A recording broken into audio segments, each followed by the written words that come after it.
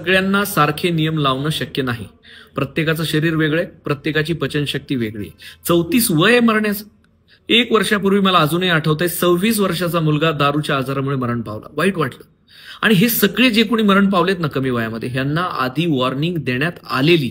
असं नाहीये की फर्स्ट आहे. म्हणजे हा देवाने दिलेला आजार नाही, आपण विकत घेतलेला आजार आहे. आणि ह्या आजारात मित्रांनो तुम्ही एकटे जात नाही, सगळा परिवार जातो. आधी दारूसाठी पैसे भरण्यामध्ये आणि नंतर दवाखान्यासाठी पैसे भरण्यामध्ये. सो प्रत्येकाने एक गोष्ट लक्षात ठेवा की दारू पित असताना रिस्पॉन्सिबिलिटीची जाणीव ठेवा. मला टेन्शन आहे, बायको त्रास देते, बाहेर पैशाचं टेन्शन आहे, हे आहे ते आहे, म्हणून मी दारू पितो. दारूने प्रश्न सुटतात का? दारूने प्रश्न वाढतात.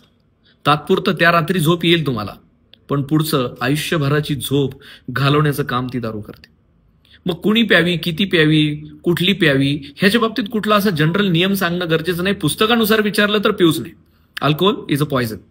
पण काही लोक, आणि आजही समाजात जर तुम्ही बघितलं, सरकारने दारू विकायची बंद केलेली नाही जर पॉयझन असलं तरी, कारण त्यांचा रेव्हेन्यू त्यातनंच जन्मतोय. सगळेच लोक दारू पिऊन मारतायत का? तर तेही नाहीये.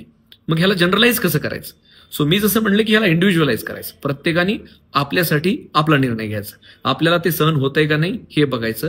दारू पिऊन जर त्रासच जास्त होत असेल, हँगओव्हर होत असेल, अजून काहीतरी त्रास, डोकं जड होतंय, दुसऱ्या दिवशी लूज मोशन होत आहेत, पोटात अस्वस्थता होतीये, जळजळ होतंय, नका ना पिऊ राजांनो. मजा म्हणून पिताय, पण ती जर मजा सजा होत असेल तर नका ना पिऊ. तुमचं शरीर ते नाही ऍक्सेप्ट करत आहे. ज्याला ऍक्सेप्ट होतंय त्यांनी प्या. ज्याला कळतंय की माझ्या शरीराला काही होत नाही, माझ्या सगळ्या टेस्ट दर महिन्याला दर वर्षाला नॉर्मल येत आहेत, माझं सगळं okay, you take your decision. पण तपासण्या करत राहणं, लिव्हरची काळजी घेणं, कारण आपली शरीर हीच आपली प्रॉपर्टी आहे. आणि आपल्या प्रॉपर्टीवर इन्व्हेस्टमेंट म्हणजे त्याच्यासाठी कराव्या लागणाऱ्या तपासण्या, ट्रीटमेंट, ही सगळी त्याच्यासाठीची इन्व्हेस्टमेंट आहे. आणि ही प्रॉपर्टी देवानी गिफ्ट दिलेली प्रॉपर्टी. सो ह्या प्रॉपर्टीला सोडून आपण बाकी सगळ्या प्रॉपर्टीचं टेन्शन घेऊन ह्या प्रॉपर्टीवर अत्याचार करत राहतो. तर मला असं वाटतंय की दारू पिताना ह्या सगळ्या गोष्टींचं भान ठेवणं गरजेचं आहे. किती पिताय, काय पिताय, मी जसं म्हणलं ह्याला कुठला नियम लावून हीच प्या किंवा ही पिऊ नका, नाही. पुस्तकानुसार नाहीच. पण जेव्हा तुम्ही पिताय किंवा ते अनअवॉइडेबल आहे, काही लोकांचं म्हणणं मी नॉर्मल पितो. अरे नॉर्मल नसतंच, नॉर्मल दारू नसतेच. पण तरीही पिताय तर तुमची जाणीव ठेवून प्या, आपल्या तपासण्या करा, आणि आपल्याला जर त्रास होत असेल तर पिऊ नका. कारण तुम्ही आधी बिअर बारचं बिल भरण्यात अर्ध आयुष्य घालवता आणि नंतर दवाखान्याचं बिल भरण्यात अर्ध आयुष्य घालवता. तुमच्या बायकोचं, तुमच्या आईचं, वडिलांचं आयुष्य तुम्ही एकटे दारू पिऊन बर्बाद करून टाकता. त्यामुळे हे नक्की लक्षात ठेवा की काहीही झालं तरी आपल्या शरीराची जाणीव ओळखून, आपल्या शरीराचा अभ्यास करून ते आपल्याला जमतंय की नाही ह्याचा विचार करून त्याच्याकडे जा. आणि बाकी सगळं झाल्यानंतर तर डॉक्टर आहेच आहेत.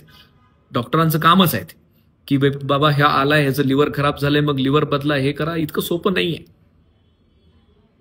अर्ध्याच्या वर दवाखाने ह्या दारू पिणाऱ्यांमुळे चाललेत. पण माझी इच्छा आहे की तुम्ही पिऊ नये. मी माझ्या पेशंटला तळतळीने सांगतो की राजा, मी नुकसानीचा सल्ला देतोय की तू दारू पिऊ नको, कारण तू दारू नाही पिलास तर तू निरोगी राहशील, माझ्याकडे येणार नाहीस. आजच्या कलियुगात कुणी नुकसानीचा सल्ला देत नाही. पण आम्ही एवढं जीव तोडून सांगतो की बाबा दारू पिऊ नकोस. त्याच्या मागं मोठं कारण आहे, कारण तो एकटा जुरत नाही, पूर्ण फॅमिली जुरते. त्याच्या मागं त्याची लेकरं, त्याची बायको, त्याचे आई वडील यांनी काय करायचं याचाही विचार करा.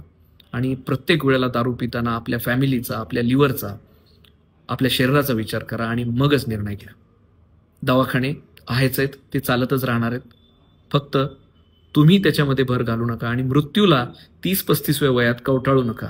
कळकळीची विनंती आहे. थँक्यू.